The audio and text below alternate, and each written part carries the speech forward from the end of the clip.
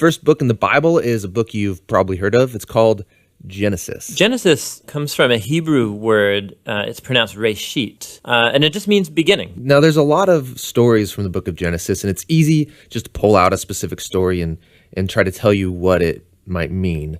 But we think the best way to understand this book is to look at the book as a whole and show you how the whole thing is designed. The book is designed to fall into two main parts. You have chapters 1 through 11, which is telling the story of God and the whole world. And then you have the second part, which is about God and Abraham's family, as chapters 12 through 50. And how the two of those parts relate, that's where you find the message of the book. Okay, so let's start back at the beginning. The first part of Genesis begins with a creation story where God creates everything. And how exactly that happens, of course, that's where all the debates come. But he takes a dark, watery chaos and he turns it into a beautiful garden where humans can flourish. That sounds nice. It does sound nice. In fact, 7 different times God says of all that he's made that it's good. And this is where we meet the first human characters in the Bible, Adam and Eve. They're both individual characters, but they're also representative. Adam is the Hebrew word for humanity, and Eve is the Hebrew word for life. And God creates them in his image. In other words, humanity reflects, or is meant to reflect, the creativity, the goodness, and character of the Creator out into the world that he's made. And they're supposed to reproduce and make cultures and neighborhoods and art and gardens and everything else. But he gives them a moral choice about how they're going to go about building this world. And this is what the tree of the knowledge of good and evil is all about. And he tells them, don't eat of the fruit of this tree or you will die. What's that all about? So up till now, God has been the one defining and providing what is good. And so God is the one with the knowledge of good and evil. But now this tree represents a choice.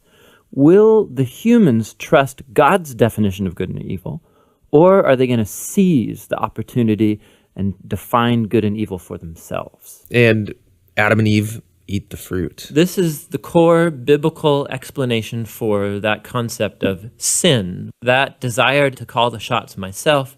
It's the inward turn of the human heart to do what's good for me and my tribe, even if it's at the expense of you and your tribe.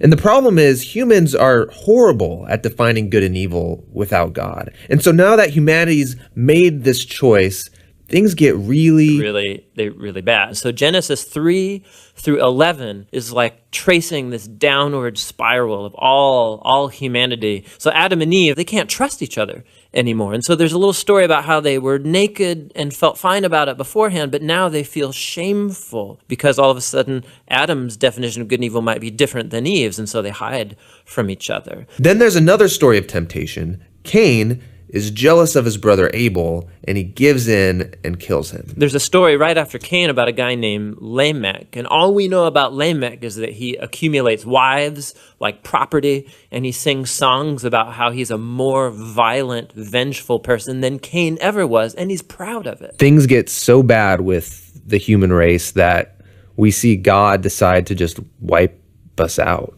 Yeah, we typically think of the flood story is about God being angry, but it actually begins with God's sadness and grief about the state of his world. And so out of his passion to preserve the goodness of his world, he washes it clean with the flood. But there's a glimmer of hope. He chooses Noah and his whole family, and he saves them on this boat. Yeah, don't forget about the animals. Right, and the animals.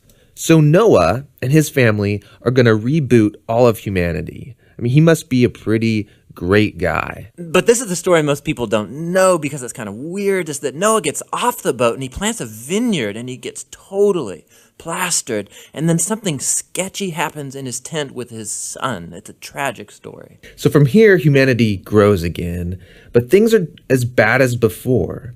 And the last story is the famous story of the Tower of Babel. And in this story, you have all of the nations uniting together to use this new technology they have, the brick. And they want to make a name for themselves and build this big city with a huge tower that will reach up to the gods. But God knows that this city will be a nightmare. And so in his mercy, he scatters them.